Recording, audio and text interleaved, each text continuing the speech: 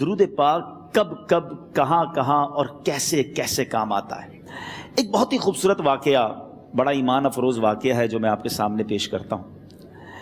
ایک دوست نے اپنے ایک دوسرے دوست کو قرض دیا، اور جب اس نے قرض دیا تو وہ قرض ایک بڑی اماؤنٹ تھی، 3000 دینار۔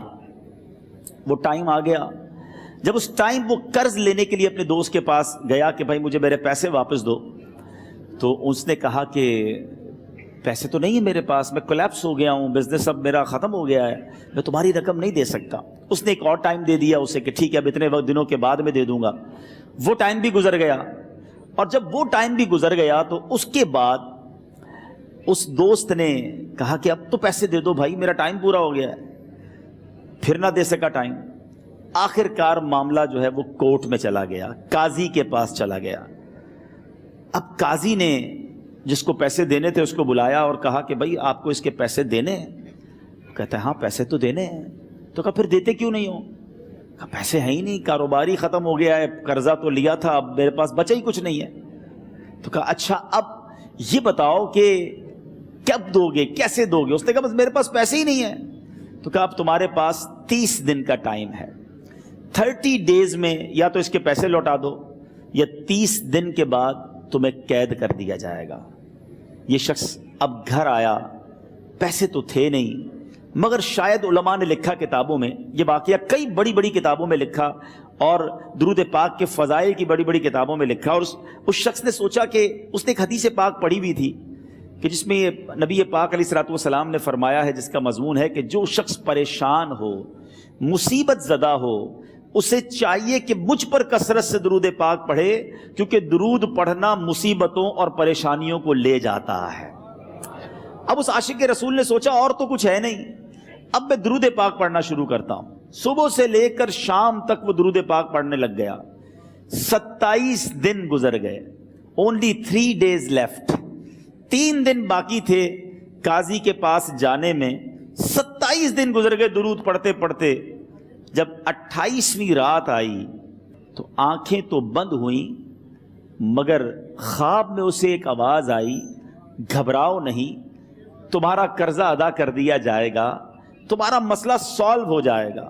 صبح اٹھتا ہے، درود پاک پڑھ رہا ہے، مگر کہتا ہے یہ آواز سے تو مسئلہ حل نہیں ہوگا، پیغام کیا ہے اسے سمجھ نہ آیا۔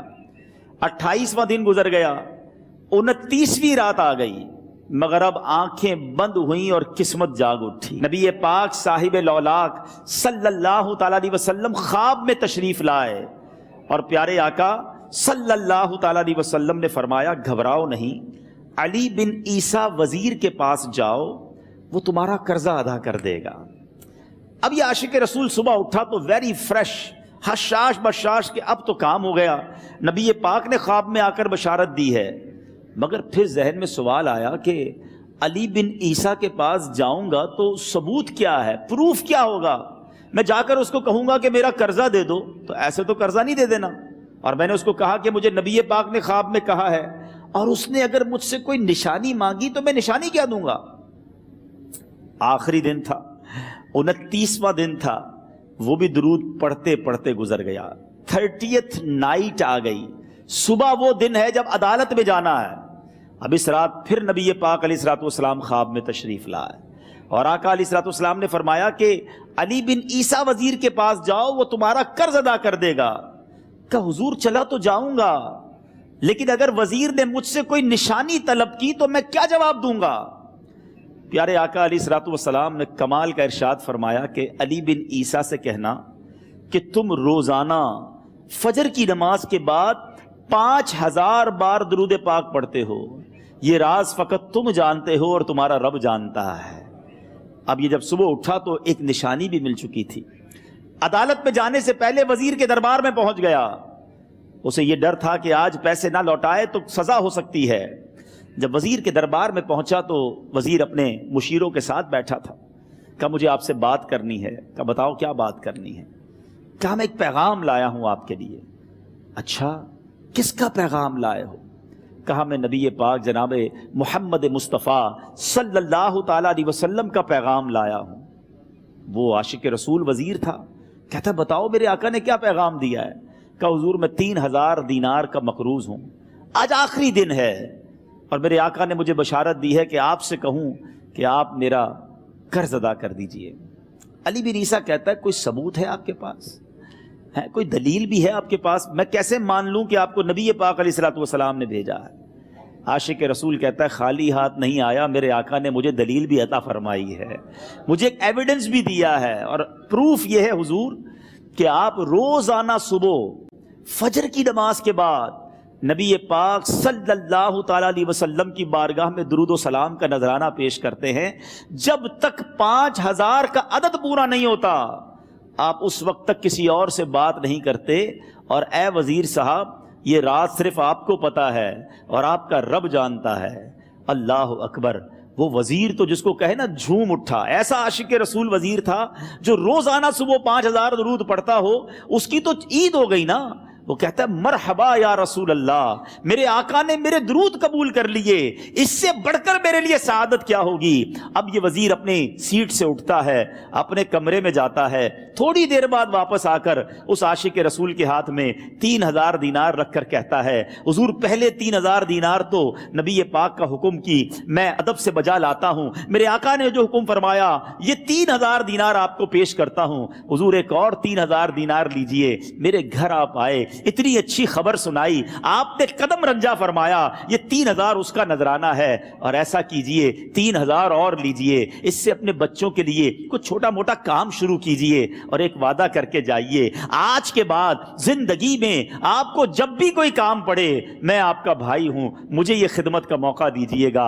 اللہ اکبر! وہ مقروض جو ایک رات پہلے 3000 دینار کا مقروض تھا، ہو سکتا ہے اس کے بیک آف مائنڈ یہ بھی چل رہا ہو کہ اب شاید کل میں نے جیل میں جا کر، عدالت میں جا کر گرفتاری دے کر جیل میں جانا ہے، مگر اب 9000 دینار ہاتھ میں ہیں۔ عاشق رسول جھومتا ہوا نبی پاک کی یاد میں گھومتا ہوا اب عدالت میں پہنچا۔ عدالت میں everybody expecting over there کہ آج اس نے آنا ہے اور آ کر کہنا یہی ہے کہ پیسے تو نہیں ہیں، گرفتار کر لو، مگر جا کر اس عاشق رسول نے 3000 دینار جج صاحب کے ہاتھ میں رکھ دیے۔ قاضی کہتا ہے پہلے تو یہ بتاؤ پیسے آئے کدھر سے؟ تم تو کہتے تھے غریب ہوں، تم تو کہتے تھے کاروبار نہیں ہے، ایک مہینے میں اتنی بڑی رقم کا انتظام کیسے ہو گیا؟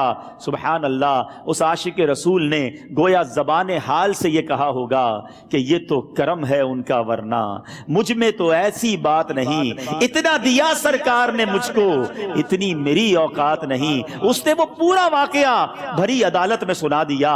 اللہ اکبر! میرے پیارے اسلامی بھائیوں ذرا سوچو پہلے زمانے میں کیسے عاشقان رسول ہوا کرتے تھے، وہ جج، وہ قاضی بھی کیسا سرکار علیہ الصلوۃ والسلام کا عاشق تھا۔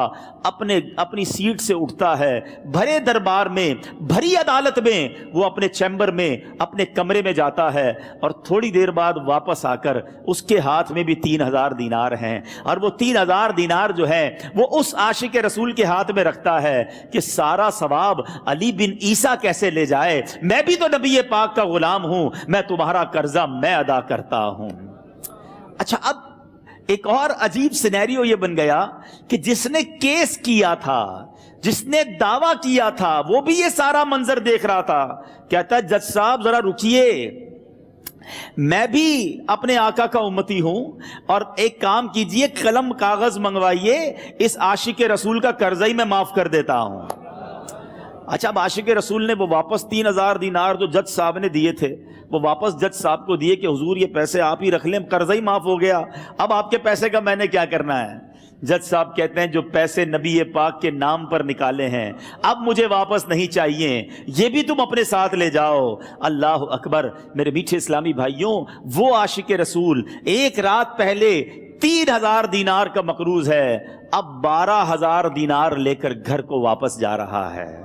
اس ایک واقعے کے اندر جو ہم سب کے لیے درس ہے، جو ہم سب کے لیے پیغام ہے، شاعر لکھتے ہیں نا، دکھوں نے تم کو جو گھیرا ہو تو درود پڑھو، दुखों ने तुमको जो घेरा हो तो दुरूद पढ़ो, जो हाजिरी की तमन्ना हो तो दुरूद पढ़ो। आज हम बहुत सारी प्रॉब्लम्स में होते हैं। यहां भी हो सकता है मेरा कोई भाई बीमार बैठा हो, कोई कर्जे में डूब गया हो, किसी का कोई बिजनेस प्रॉब्लम चल रहा हो, कोई फैमिली इशू में डिस्टर्ब हो।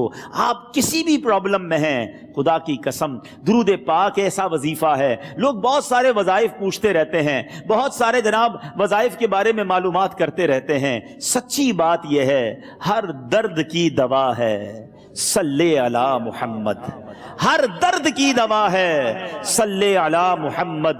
तावीज़ हर बला है सल्ले अला मुहम्मद। तो खुदारा अपनी ज़िंदगी में दुरूद पाक को शामिल कर लीजिए और आप बिलीव करें, जब आपने कसरत से दुरूद पाक पढ़ने शुरू कर दिए, आप अपनी आंखों से देखेंगे आपके प्रॉब्लम दूर हो रहे हैं, आपकी सेहत अच्छी हो रही है, आपके कर्जे उतरने शुरू हो गए हैं, रोजगार में आपके बरकत होना शुरू हो जाएगी, आपके चेहरे पे नूर आना शुरू हो जाएगा, आपकी जबान में असर आना शुरू हो जाएगा।